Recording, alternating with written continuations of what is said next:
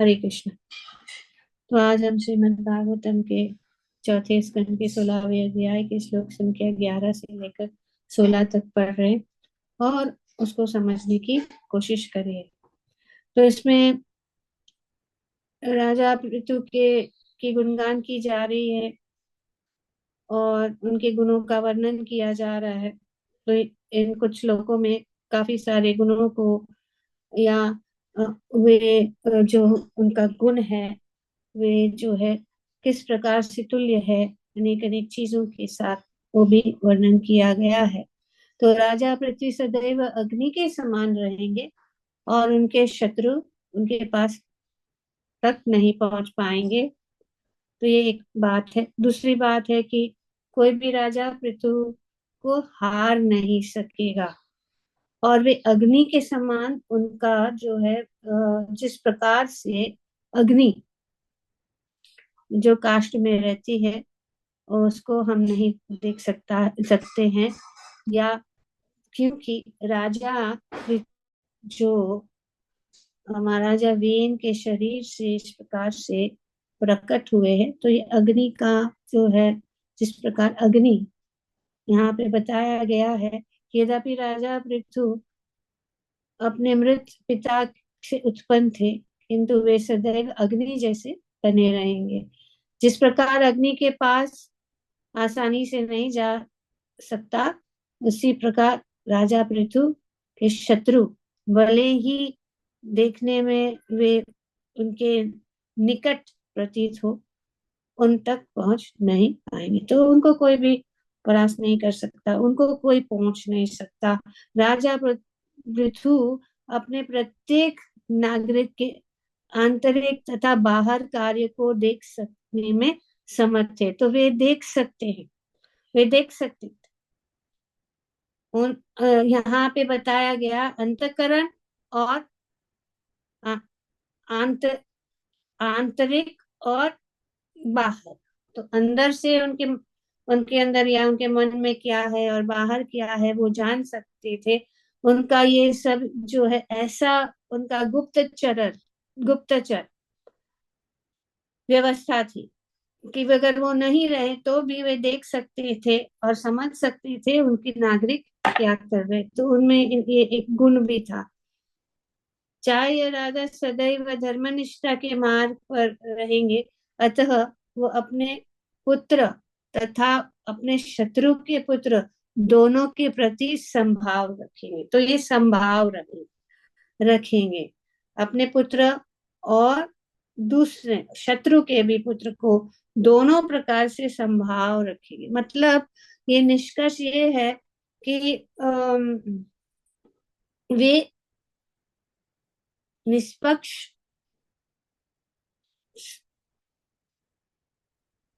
लक्षण है। तो ये एक ऐसे शासक हो गए जो किसी का पक्ष नहीं ले, चाहे वो अपना पुत्र भी कुछ बुरा कार्य करे तो उसको दंड देंगे, और अगर शत्रु का जो पुत्र है उसको अगर दंडित किया जाए और वो निर्दोष है तो उसको जो है उसे जो है छोड़ दिया जाएगा। तो इस प्रकार से वे उनका शासन जो था वो निष्पक्ष था। जिस प्रकार सूर्यदेव, तो यहाँ पे पहले हमने देखा अग्नि, अब यहाँ पे सूर्यदेव, जिस प्रकार सूर्यदेव अपने प्रकाशमान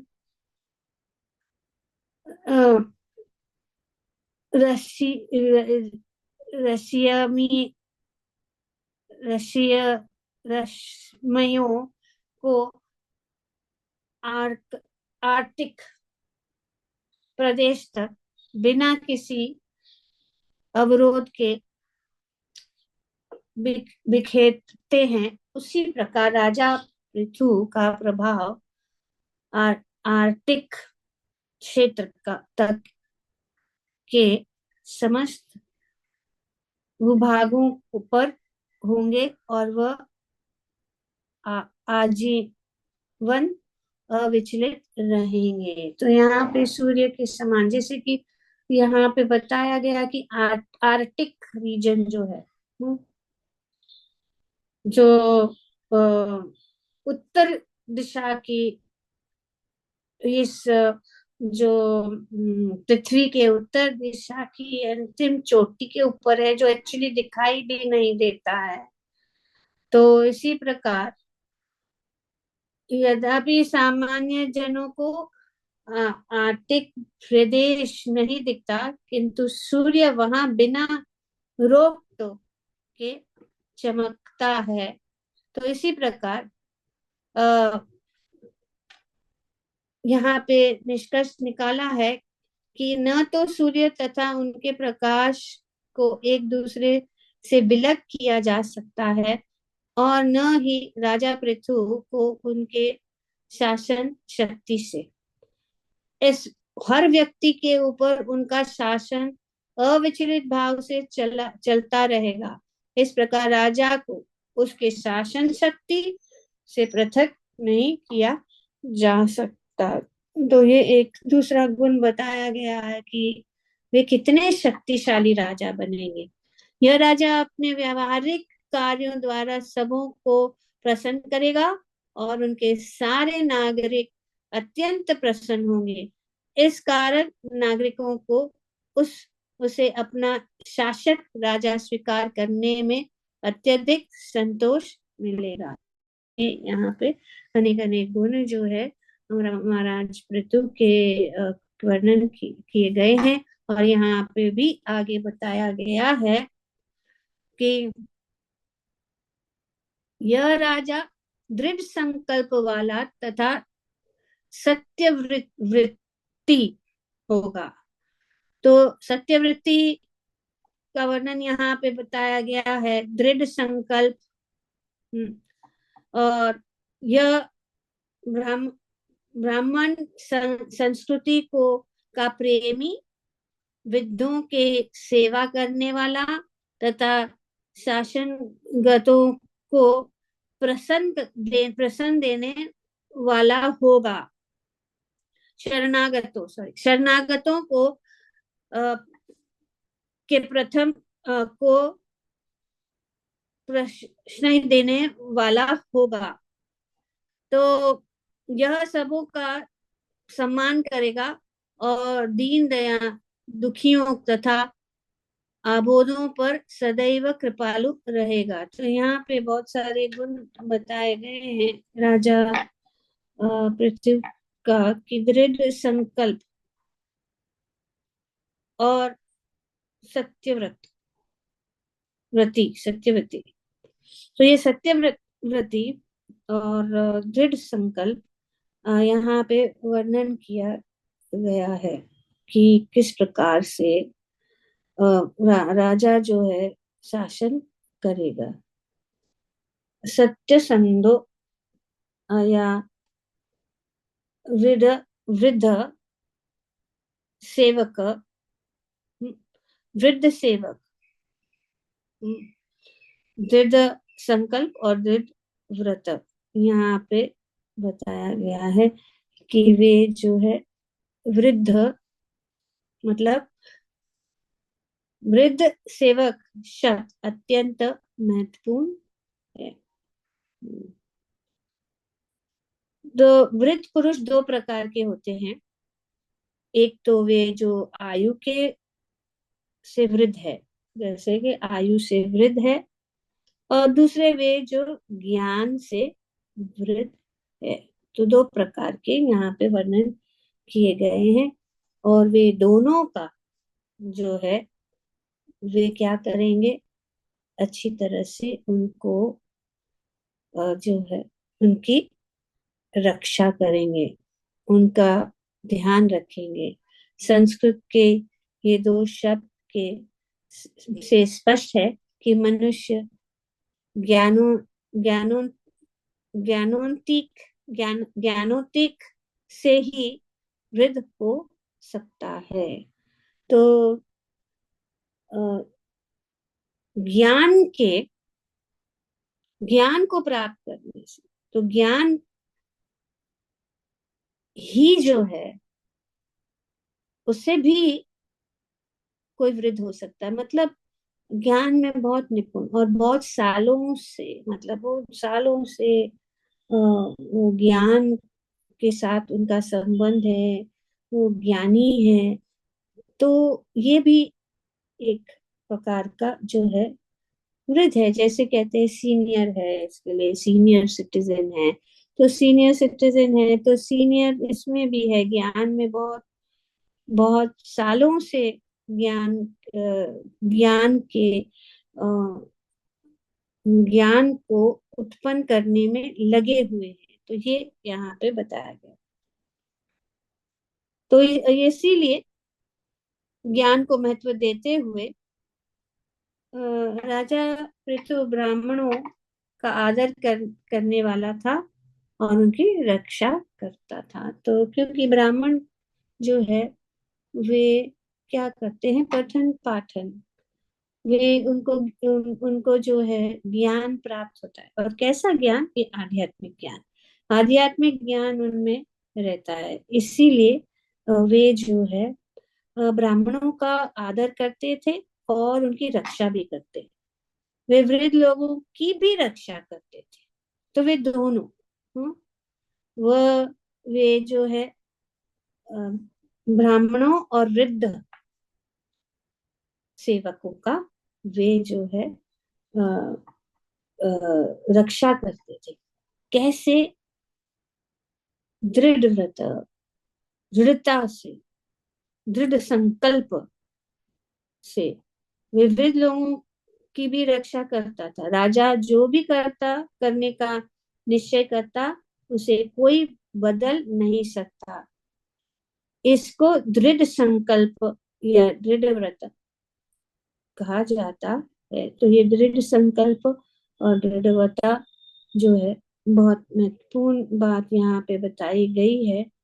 और श्रील प्रभुपाद जी बताते हैं कि दृढ़ होना बहुत जरूरी है। और ये गुण हम जो है राजा पृथु से हम जान सकते हैं और अपने जीवन में भी इसको उतार सकते हैं कि किस प्रकार से वे समदर्शी थे, वे दृढ़ थे, वे दृढ़ संकल्प थे। वे जो जो भी उनके उन्होंने जो कार्य लिया है या जो संकल्प किया है, उस संकल्प से वे हमेशा वे दृढ़ रहते थे। तो भक्ति भी ऐसी है। और श्री रूप गोस्वामी भी बताते हैं, उत्साहन निश्चय धैर्य तत्कर्म प्रवर्तन। हाँ, उत्साहन निश्चय धैर्य संगत त्याग सतो व्रत, सद्बीर भक्ति प्रसिद्ध थी। तो भक्ति में ये बहुत जरूरी है, ये तीन चीजें, उत्साहन, निश्चय, धैर्य, दृढ़ होना चाहिए। तो दृढ़ कैसे होना चाहिए? ये जैसे कि हम संकल्प लेते हैं, हम भक्ति में आते हैं तो काफी संकल्प लेते हैं। खास करके जब हम दीक्षा लेते हैं तो बहुत सारे संकल्प लेते हैं कि हम जो है जो संकल्प लिए हैं उनको हम दृढ़ता से पालन करेंगे। जैसे कि उदाहरण है कि एकादशी का उपवास करना दृढ़ता से करना है। तो और जो भी हमारे पूर्व आचार्य ने हमें जो आदेश दिया है, जो हम भागवतम से आदेश प्राप्त करते हैं, भगवत गीता से आदेश प्राप्त करते हैं, हमें उसको दृढ़ता पूर्वक पालन करना है। तो ये दृढ़ व्रत का वर्णन भी भगवान जो है भगवत गीता में भी कहते हैं। भगवान कहते हैं, सतताम कीर्तयन्तो माम नितन्तश्च दृढ़व्रता नमस्यन्तश्च माम भक्त्या नित्ययुक्ता उपासते। तो इस प्रकार से भगवान ने भगवत गीता में भी कहा है कि हे महात्मा, मेरे महिमा का नित्य कीर्तन करते हुए दृढ़ संकल्प से साथ प्रयास के साथ प्रयास करते हुए मुझे नमस्कार करते हैं और भक्ति भाव से निरंतर मेरी पूजा करते हैं। तो यहाँ पे भगवान ये बताते हैं कि सततम मतलब सतत, सतता सततम कीर्तयन्तो मां, सतत करते हैं भगवान के भक्त। और कैसे करते हैं?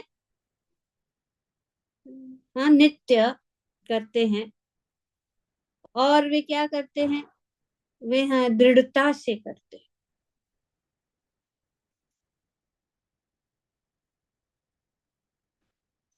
तो ये दृढ़ता के साथ करते हैं और सतत करते हैं। ऐसे नहीं कि कभी कभी हमें हम करते हैं और कभी कभी नहीं। तो जैसे हम ये भागवतम का क्लास है अभी, इसे अगर हम जो भी संकल्प है, उस संकल्पों को हमें के साथ हमें आत्मसात करना है, और हमें ये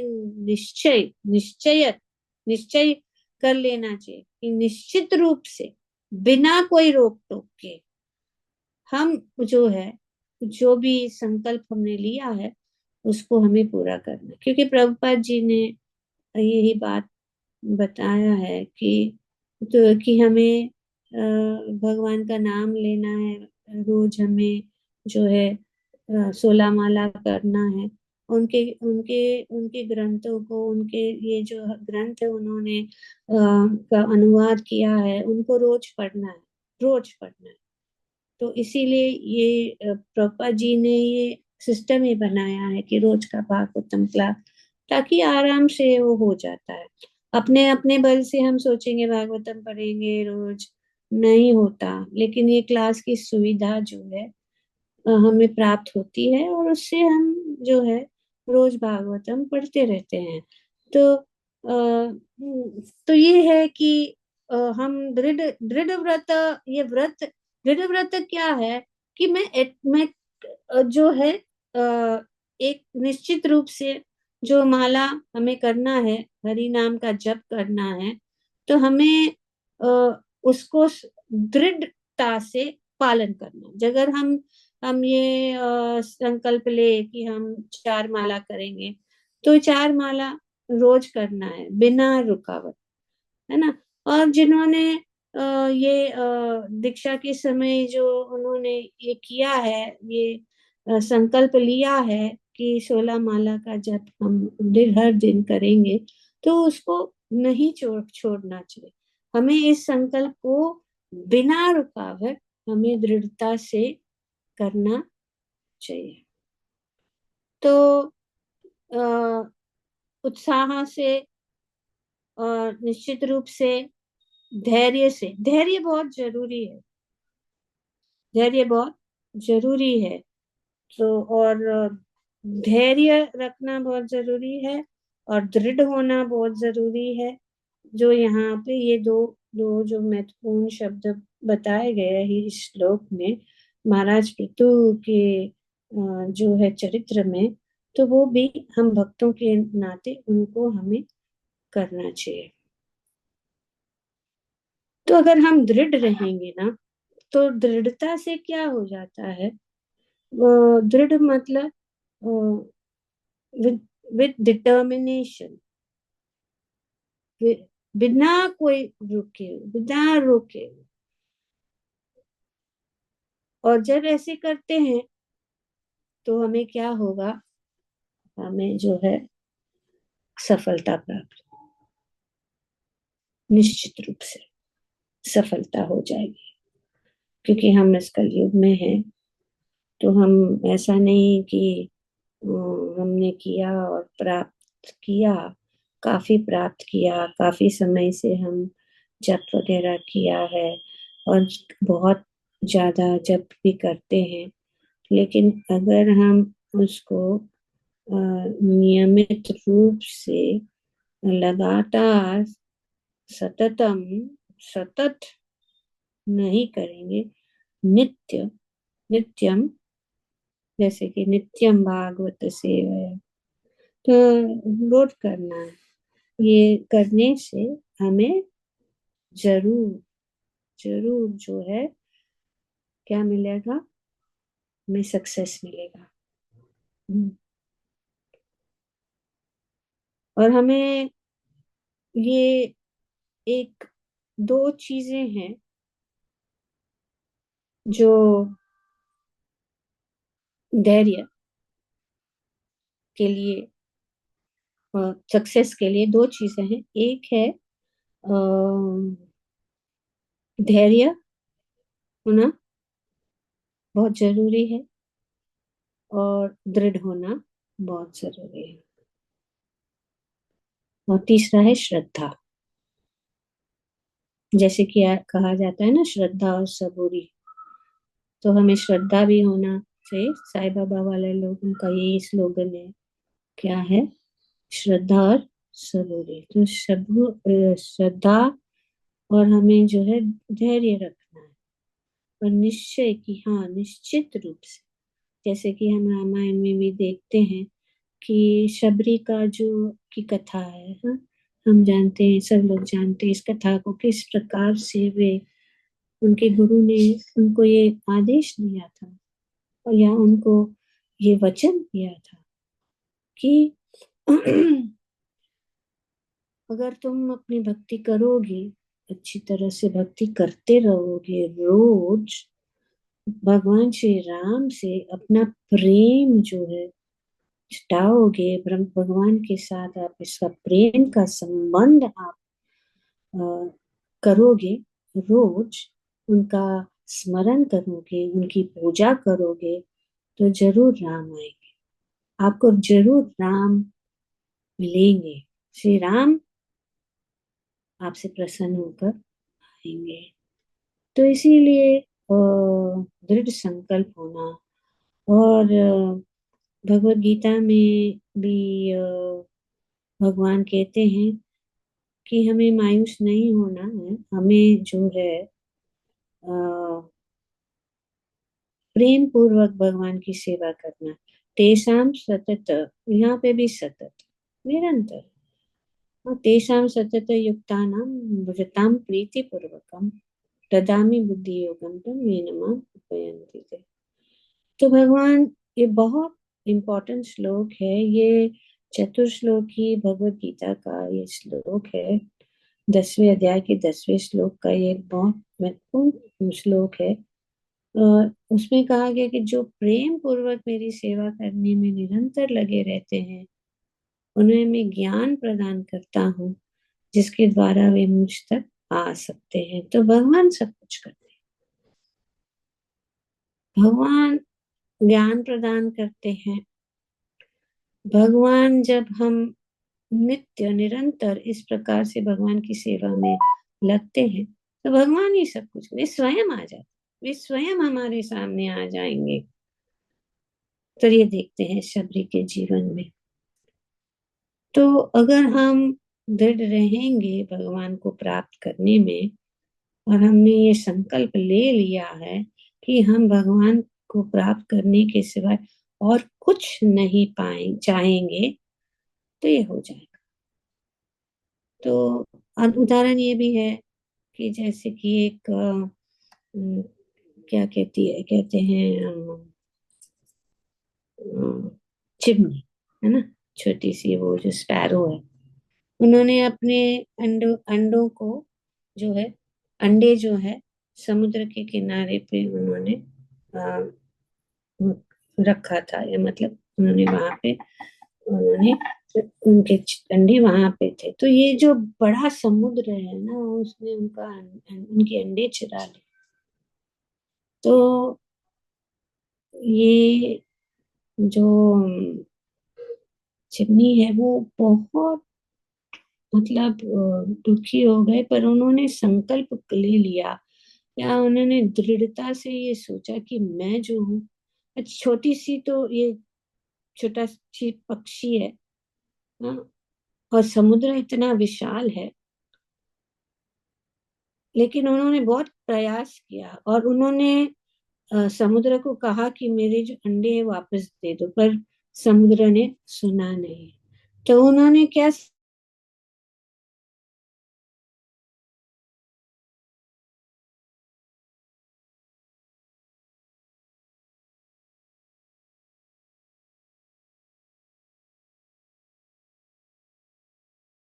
चिड़िया माता जी। हाँ, चिड़िया। चिड़िया, पैर। हाँ, चिड़िया। तो ये चिड़िया जो है वो उसको वापस लेने के लिए नहीं दे रहा था। मैं उसको पूरा सुखा दूंगी, मैं ये संकल्प ले। तो सब लोग हंसने लगे, उनके ऊपर कि ये कैसा हो सकता है कि एक छोटी सी चिड़िया जो है ये पूरे समुद्र को सुखाने लगी। तो ये पूरी जगह ये सब जो है समाचार पहुंच गया। तो ये समाचार गरुड़ जी के पास। तो गरुड़ जी ने सोचा कि मेरी ये छोटी सी बहन है, मैं उनको मदद करूं। तो गरुड़ आए, क्योंकि उन्होंने देखा कि उनका उनकी दृढ़ता को देखकर वे इतने प्रसन्न हुए कि उन्होंने कहा कि मैं उनको मदद करूं। और इस प्रकार से गरुड़ जी ने जो है समुद्र को कहा कि तुम उनके अंडे दे दो, नहीं तो मैं पूरे जो है समुद्र को मैं ही सुखा दूंगा। तो समुद्र डर गया और उन्होंने उनके जो अंडे हैं वापस दे दिया। तो इस प्रकार से, तो इसी प्रकार जब हम भक्ति करते हैं, वो बहुत ही कठिन लगता होगा भक्ति करना, नियमों का पालन करना, जल्दी उठना, माला करना, ये सब बहुत कठिन लगता है। पर अगर हम दृढ़ हो और दृढ़ता से अगर हम करेंगे तो हमें मदद जरूर मिलेगी। भगवान हमें मदद करेंगे, भगवान हमें बुद्धि देंगे, भगवान हमें शक्ति देंगे, भगवान हमें जो है भक्त हमें हमें जो है सहायता करेंगे, भक्त हमें जो है आगे बढ़। क्योंकि जब कोई भक्त अच्छी तरह से करना चाहता है लेकिन बहुत दृढ़ है पर कष्ट है, कठिनाइयां है, तो भक्त जो है उनको मदद करते हैं ताकि वो इस उनके संकल्प को का पालन करते हैं, उनको सहायता करते हैं, उनको आदेश देते हैं। इस प्रकार से वे जो है उनके ऊपर कृपा बरसाते हैं और कृपा प्रदान करते हैं। वो गुरु भी जैसा है, गुरु भी कृपा प्रदान करता है हमारे ऊपर ताकि हम जो है हमारे जो संकल्प को पूर्ण कर सके। हाँ, तो इस प्रकार से, क्योंकि अंग्रेजी में भी कहा गया God helps those who help themselves. तो हमें करना है। जब हम करते हैं और हमारी दृढ़ता को देखते हैं तो भगवान हमारी सहायता करेंगे। तो ये बहुत जरूरी है हमारे भक्तिमय जीवन में कि ये जो पृथु महाराज का जो गुण है हम में भी आ जाए। ऐसे हमें उसकी हमें प्रार्थना करनी चाहिए भगवान को कि हर रोज हमें यही प्रार्थना, अगर कोई प्रार्थना है तो यही है, और कुछ तो है ही नहीं। तो इसीलिए हमारे जीवन में, हाँ, भक्त का को क्या चाहिए? भक्त का को कोई जरूरत नहीं है। भक्त जो है भौतिक चीजों से दूर रहता है, जो ही है जो भी मिल जाता है उससे खुश रहता है। लेकिन क्योंकि हम इस माया माया बहुत शक्तिशाली है, भगवान की शक्ति है, उसको सामना करना बहुत कठिन है। इसीलिए हम निरंतर करना चाहिए। और जिस प्रकार से अभी जब हम दीक्षा लेते हैं, दीक्षा लेते समय हमें वो शक्ति प्राप्त होती है। वो शक्ति जैसे कि हमारे में कोई शक्ति नहीं थी, लेकिन जो गुरु है वो शक्ति प्रदान कर देता है। तो जैसे कि मोबाइल फोन है, वो पूरा जो है 100% चार्ज होता है। तो इस प्रकार से हमको 100% चार्ज, लेकिन मोबाइल फोन का चार्ज जो है हमेशा के लिए नहीं रहता। तो इसीलिए हमें जो है उसको चार्जिंग करते रहना पड़ता है। अगर हम चार्जिंग नहीं करते, हम सोचते हैं कि अभी हमने दीक्षा ले ली तो हमें भागवतम सुनने की जरूरत नहीं है, मंदिर में जाने की जरूरत नहीं है, सेवा करने की जरूरत नहीं है। अगर ऐसे हम सोचेंगे तो हमारी भक्ति जो है वो जो बैटरी जो है वो पूरा डाउन हो जाएगी। और कभी कभी ऐसा डेड भी हो जाएगी कि उसको चार्ज करने के लिए भी कोशिश करेंगे तो वो चार्ज नहीं होगी। इसलिए हमें ये रोज हमें कनेक्टेड रहना चाहिए। क्योंकि जब हम भक्ति में आते हैं और दीक्षा लेते हैं, और दीक्षा लेने से पहले हम बहुत उत्साहित रहते हैं कि हम ये करेंगे वो करेंगे, सब सेवा के लिए तैयार है, सब करने के लिए तैयार है। लेकिन दीक्षा लेने के बाद जो हम उसको जो जो हमें वो शक्ति प्राप्त होती है, वो जो है अगर हम जैसे कर, इनफैक्ट जो हम दीक्षा लेने लेने के पहले जो भी हम करते हैं उससे अधिक दीक्षा के बाद हमारी सेवा बढ़नी चाहिए।